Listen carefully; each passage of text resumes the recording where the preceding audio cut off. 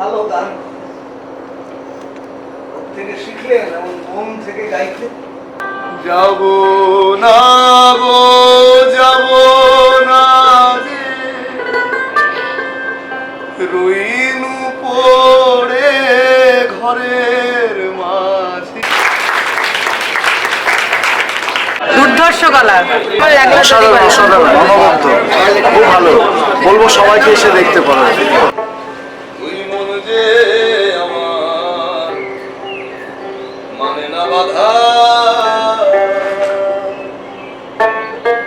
দেখো দেখি এই সাত সকালে পাগলটা জিনিসপত্র নিয়ে বেরিয়ে পড়েছে। এই কাক ভরে কে কিনবে ওরা সব খানা চলা মাল।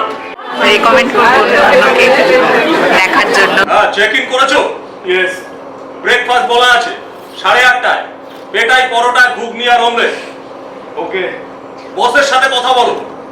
হ্যাঁ দিন। Hello. How are you? I'm fine. আজ তোমার বাবার অপারেশন, আমরা জানি। Take rest today.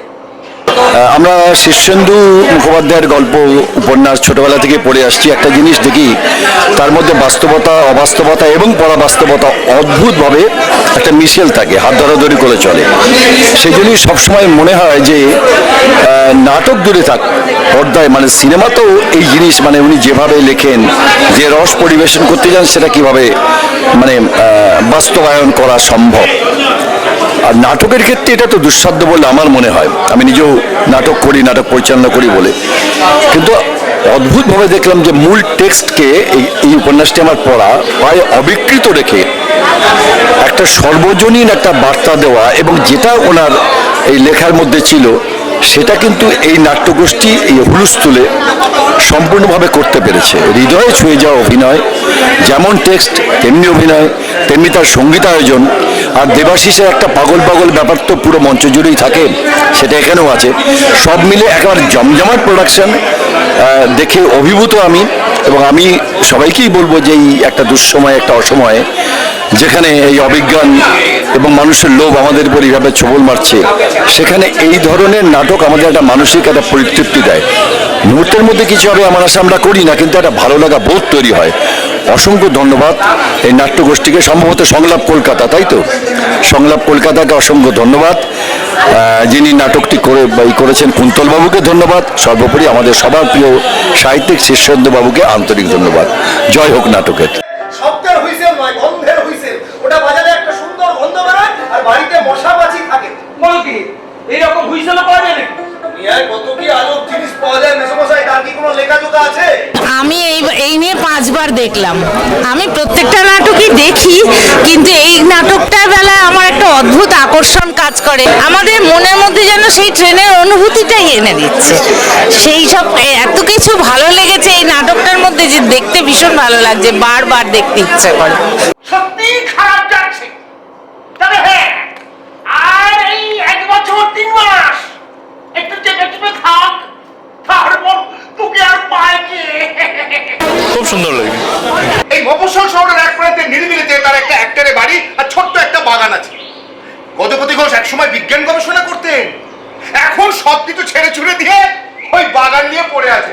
এরকম একটা গল্প নামানো তো খুব শক্ত, সেই অনুযায়ী খুবই ভালো প্রচেষ্টা চলছে।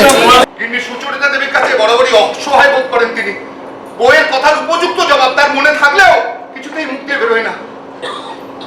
মাখন মাখানো পাউরুটিটা মনে হচ্ছে যেন নারকেলের ছোকরা, আর এই পাকা বর্তমান কলাটা মনে হচ্ছে যেন পেঁপে সেদ্ধ। ওটা আসলে পড়ত নয়। হ্যাঁ, তবে ওটা কি একদম বোমা নাকি পড়ছিল? কি বুঝিয়ে গছিয়ে গেছে শুনি? আর দেবাশিসটা ডিরেকশন একটা অন্য ধরনের ধাঁচে। বর্তমান সময়ে বলতে ইয়ং জেনারেশন আমরা হারিয়ে ফেলেছি। সেখানে ইয়ং জেনারেশনের ছেলেরা যারা এখানে অভিনয় করছে, ভীষণ ভালো মুভমেন্ট। এবং আর বলতে গেলে এই নাটকটা আমার দেখার ইচ্ছা ছিল, আমি তাই এসছি দেখতে, বেলুড় থেকে এসছি।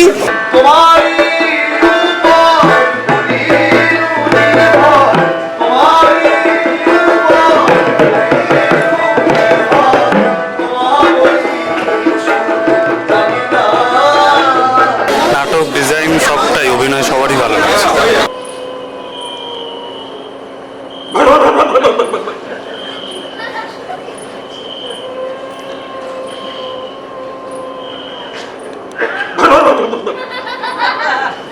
অপূর্ব, বলার নয়, একদম কিছু বলার নেই, অপূর্ব।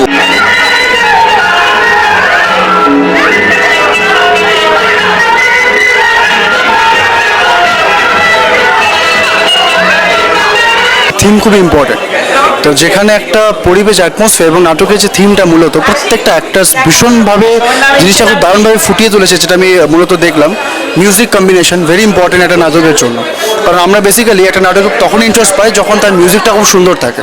তো সিনেমার ক্ষেত্রেও তাই, প্রত্যেকটা জিনিসের বিজিএমস বলুন বা মিউজিক, যেটা আমরা চিত্রনাট্যের ক্ষেত্রে বলে থাকি বা এখানেও ব্যাক স্টেজে যখন মিউজিক বাজে, প্রত্যেকটা থিম প্রত্যেকটা সিনের সাথে ভীষণ ইম্পর্টেন্ট মিউজিকটা। তো সেখানে সেটার সাথে বা সিন কম্বিনেশনের সাথে এবং যে থিমটা অসাধারণ থিম, প্রত্যেকটা ডায়লগ এবং সংলাপটা ভীষণ সুন্দর, নিট অ্যান্ড ক্লিন।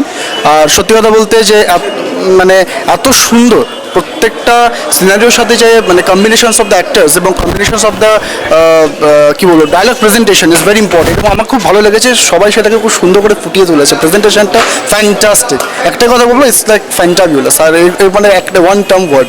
রেস্টুরেন্টের বদ্ধ ঘরে শ্যালক একটা এসি 2 টায়ারের টিকিট দেওয়া হলো। আজ রাতে ট্রেন, তারপর একটা খবরের কাগজে মোড়া প্যাকেট ওর হাতে দেওয়া হলো।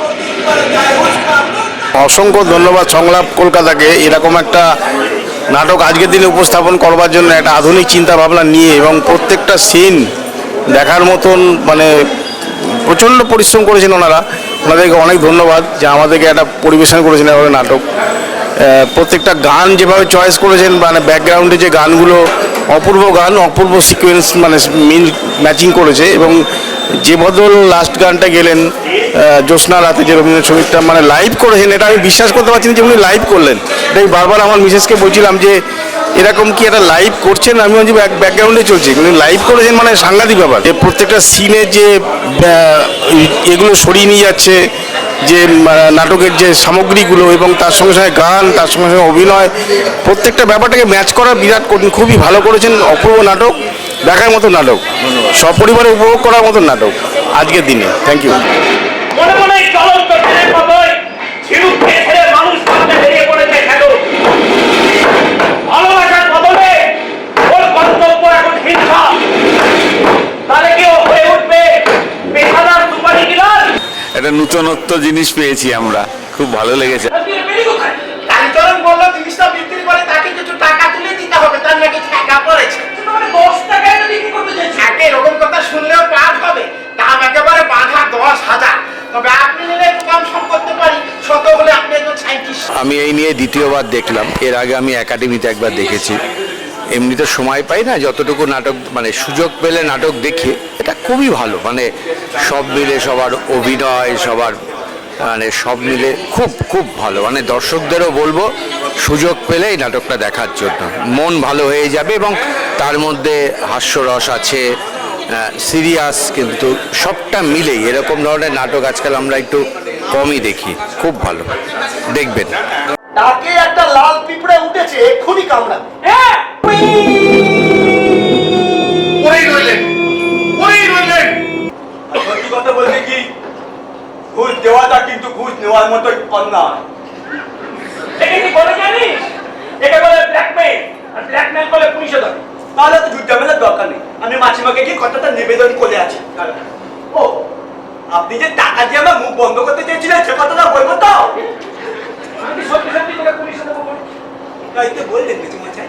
ড্রামা দেখতে ভালোবাসি, বিশেষ করে বেঙ্গলি ড্রামা দেখে একটা আলাদা, আজকেরটা একটা নতুনত্ব, অনেক কিছু মানে মিউজিক দিয়ে ইয়ে দিয়ে, মানে একটা ক্যারেক্টারের চরিত্র খুব মানে যেভাবে ফুটিয়ে তুলেছে নাটকটা, খুবই ভালো লেগেছে, মানে আউটস্ট্যান্ডিং। আমি সান্ত্বনা পুরস্কার নিই না ঝিনু, আর যারা সান্ত্বনা পুরস্কার দিতে চায় আমি তাদের ঘেন্না করি। I hate you, get lost. Serious comment সব কিছু মিশিয়ে একটা মানে অসাধারণ একটা নাটক, প্রত্যেকেই খুব ভালো করেছে। আর যিনি গান গেয়েছিলেন ওনারটা সবচেয়ে বেশি ভালো লেগেছে। Thank you so much.